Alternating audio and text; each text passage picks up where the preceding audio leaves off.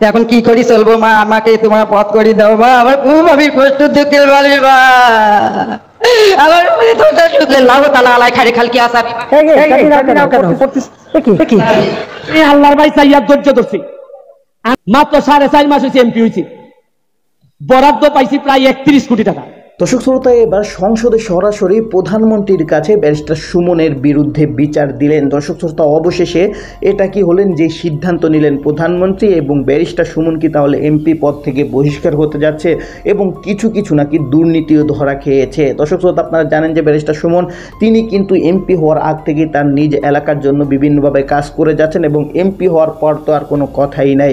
তো দর্শক, অবশেষে তাহলে কি অভিযোগ করলেন এবং কি দুর্নীতিগুলো ধরা খেলো, আমরা সে বিষয়ে বিস্তারিত জানবো। তার সাথে কিন্তু অনেক তথ্য রয়েছে, যার কারণে সম্পূর্ণ ভিডিওটা না টেনে দেখতে চেষ্টা করবেন। তো কথা না বাড়িয়ে চলুন আমরা ভিডিও মূল আলোচনা চলে যাই। ভিডিও মূল আলোচনা চলে যাওয়ার আগে আপনার কাছে আমার ছোট করে একটু অনুরোধ, আপনি প্রত্যেক মুহূর্তের আপডেট পেয়ে যান তো অবশ্যই চ্যানেলটি সাবস্ক্রাইব করে দেবেন এবং পাশে থাকা বেল আইকনটি ক্লিক করে দেবেন, তাহলে প্রত্যেক মুহূর্তের আপডেটটি সবার আগে পৌঁছাবে আপনার কাছে। দর্শক, কথা না বাড়িয়ে চলুন আমরা সেই ভিডিওগুলো বিস্তারিত দেখে আসি। দেখতে পাকিস্তানের মতো লাগে। আমি শুনছি যে তোর মতো ব্যারিস্টার ভার তোলে পরে, এরপরও আমি শুনছি যে আমি ইউটিউবার, ফেসবুক করি। আমি আল্লাহর ভাই সাইয়াদ ধৈর্য ধরছি, আমি এতিম, আমার বাপ নাই। আপনারা কি কেউ আমার বাপের নাম জানেন? আপনারা আমার নামই আমি পরিচিত হয়েছি। আমি কোনো সাবের ছেলে না, আমি আপনার মতো জায়গার থেকে একবারে Trinamool GCP high school Sonarghat থেকে উঠতে আমি আজকে ব্যারিস্টার হয়েছি।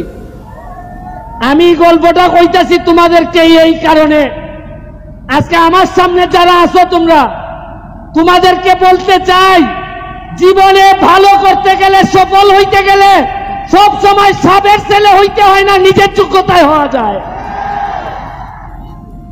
তোমরা ভাবতে পারো যে আমি ধর্মঘট, আমি কি পারবো? এই দিকে সরো, সরো দিকে সরো। তোমরা কি জানো যে এরা যে অত ক্যামেরা করতেছে, এই ওরবে এরা যে ক্যামেরা করে, এরা আমারে ভালোবাসা করে না, এরা ক্যামেরা ভিডিও করলে এরা টাকা পায়, ডলার ডলার দেখায় না, ডলার ভাই ডলার। আমি ধর্মঘটের বিষয়ে আমি খালি শুনতাম ধর্মঘট ধর্মঘট ধর্মঘট। এই ধর্মঘটের বিষয়ে আমার সম্মান শ্রদ্ধাবোধ অনেক বেশি, কিন্তু আমি এইখানে এমপি হয়ে আসার আগে এইখানে কিছু মানুষ দ্বারা অধর্ম হয়েছে আমি জানি ভালো করে। আমি যতদিন এমপি আছি এই ধর্মঘটের মাটিতে আমি আমার দায়িত্ব পালন করব। কোনো অধর্ম আমার লুকি হোক, কাউকে আমি অধর্ম করতে দিব না। আমার ভাই মাত্র একটা, আমার ভাই লন্ডন থাকে, এর মানে আর কোনো ভাই নাই, আপন রক্তের ভাই নাই। কিন্তু ধর্মঘটে আইসা আমি কিছু লোকের সন্ধান পাইছি। আমি আমার আন্ডারে 21টা ইউনিয়ন আর 2টা পৌরসভা, এই তোমরা সরো না এখান থেকে, এই তোমরা সরো না, এদেরকে দেখতে দাও। 2টা পৌরসভা, প্রতিটা ইউনিয়নে আমার আদর্শের কিছু ভাই তৈরি হইতেছে। এর মধ্যে ধর্মঘট ইউনিয়নে আমার একটা, এখন পর্যন্ত আমি তারে পাই নাই, হয়তো খারাপ পরে হইতেও পারে, আপনারা হয়তো আমার চেয়ে ভালো জানতেও পারেন, তবে আমার কাছে মনে হয়েছে মার পেটের না হইল আমার একটা আদর্শের ভাই হচ্ছে গিয়ে টুটুল। ও আমার নির্বাচন থেকে শুরু করে আজকে পর্যন্ত আমারে যেভাবে সহযোগিতা করছে, আমার কাছে মনে হয় আমারে যদি মাইরা ফেলা হয়, আমি যদি হঠাৎ করে মারা যাই, আজকে যখন আমি হেলিকপ্টারে নামি, আমি স্টেডিয়ামে, আমি যখন আকাশে ছিলাম, তখন আমার কাছে মনে হয়েছে আমি যদি এখন মারা যাই তাহলে আমার মাধবপুর সোনারঘাটের কি হবে, কে এমপি হবে আমার পরে। আসলে এমপি হইলে কি পারবে? তারা কি ওই আগের মতোই মজা মারে, পজা পায় আর আমরা খালি বইটা পাই, এরকমই হবে কিনা? তখন আমার মনে হয়েছে কিছু কিছু চেহারা আমার বাচ্চা উঠছে, যে আমার দাফন কাফনের পরে হয়তো এই লোকগুলো আবার মাধবপুর সোনারঘাটের দায়িত্ব নিবে। শুনেন, মাত্র 4.5 মাস হয়েছে এমপি হয়েছি, বরাদ্দ পাইছি প্রায় 31 কোটি টাকা। কত পাইছি? এর মধ্যে 25 কোটি হইল কি আমার বছরের পর বছর আইব আমি রাস্তা বানাইমু খালি। তো এইটা বাদ দিলে কত থাকে? 6.5 কোটি থাকে। 6 কোটি দিয়ে রাস্তাঘাট মসজিদ ইটা বানাইতেছি। তা আমার প্রশ্ন হইল 4.5 মাসে যদি 31 কোটি ভাইয়া থাকে, আরে আমি তো এমপি, আমরা তো মন্ত্রীও পাইছিলাম, জীবনে 49 আপনারা 5 টাকা পাইছেন, এরকম কোনো ঘোষণা আইছিল নি? টাকা গেল কই? হ্যাঁ, আরে 4.5 মাসে যদি অত টাকা বানাইতাম পারি, অত টাকা আনতাম পারি, আপনারা আশ্চর্য হইবে। গত সপ্তাহে আমি মাধবপুরের লেগে বরাদ্দ হয়েছে 50 লাখ এলজিডি। আমি গিয়া কইলাম যে 50 লাখে কি ব্যারিস্টার সুমনের হইব? আপনি জানেন না আমি সৎ মানুষ, আমি টাকা খাই না। হয় ঠিক আছে, যায় না, ডাক্তার না কইল যে তাইনে 50 থেকে ডাবল করে মাধবপুরে 1 কোটি টাকা দিয়ে দাও। ওই আজকাল সিটি আইতেছে 1 কোটির। এর আগে আমারে দিয়া দিছে না আরো 75 লাখ খালি মাধবপুরের লেগে। এটা গত সপ্তাহের খাস।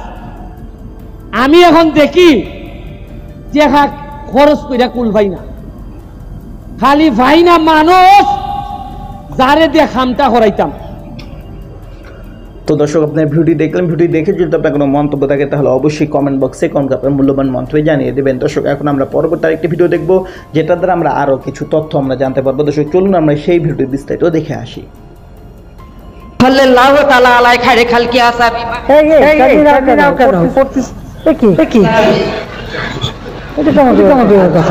রব্বানা আতিনা ফিদ দুনিয়া হাসানাতান ওয়া ফিল আখিরাতি হাসানাতান ওয়া কিনা আযাবান নার। মোনাজাত করতেছে, মাইকটা টান দিয়ে ছোট আসসালামু আলাইকুম। ওয়ালাইকুম সালাম। আসসালামু আলাইকুম মা। তো কি প্রধানমন্ত্রী মা, তোমরা ভালো আছেন মা? তোমরা ভালো আছেন বেড়ে? আমি ভালো আছি ভাই। মা, আমার নাম শাহেরন। আমি অনেক দুঃখের মানুষ মা। আমার স্বামী হারা, আমার ছেলে একটা লোয়াই পাগল, লোয়াই ছাগল। আমার ছেলে 20 বছর হাতে আমার খোঁজ খবর নাই। 2টে বাচ্চা থুয়ে বউ মারা গেছে। বাচ্চা 2টে আমাকে খোরাক পাতি দেওয়া লাগে, অনেক কষ্ট করি চলি। আমার ঘর বাড়ি কিছু নাই, ঘরে মানুষ ঘুম পাড়ে, আমি গুপ গুপ করি, কান্দি। এই বাড়ি ঘর না পায়া মেম্বার চেয়ারম্যান সবার কাছে যাই কোনো খাতে।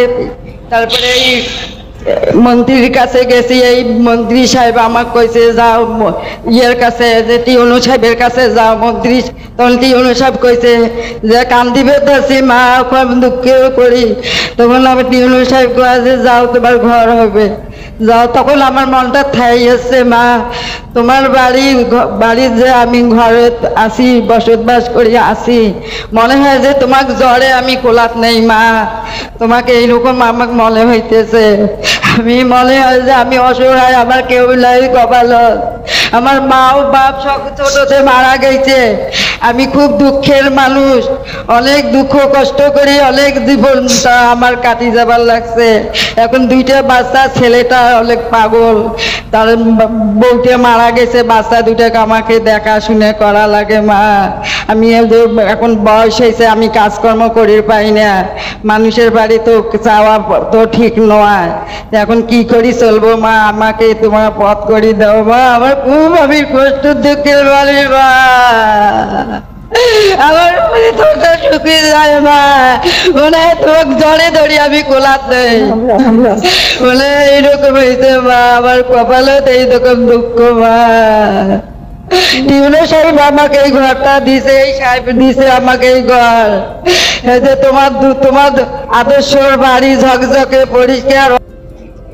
তো দর্শক, আপনারা সম্পূর্ণ ভিডিও দেখলেন, আর এই সম্পূর্ণ ভিডিও দেখে যদি আপনার কোনো মন্তব্য থাকে তাহলে অবশ্যই কমেন্ট বক্সে আপনার মূল্যবান মন্তব্য জানিয়ে দেবেন। দর্শক, কথা বলতে বলতে আমরা ভিডিও শেষ পে চলে এসেছি। ভিডিও শেষ করার আপনার কাছে আবার অনুরোধ করছি, যদি প্রত্যেক মুহূর্তের আপডেট পেয়েছেন তো অবশ্যই চ্যানেল সাবস্ক্রাইব করে দিবেন এবং পাশে থাকা বেল আইকনটি ক্লিক করে দিবেন, তাহলে প্রত্যেক মুহূর্তের আপডেটটি সবার আগে পৌঁছাবে আপনার কাছে। দর্শক, বিশেষ করে সবাই ভালো থাকবেন, সুস্থ থাকবেন। আল্লাহ হাফেজ।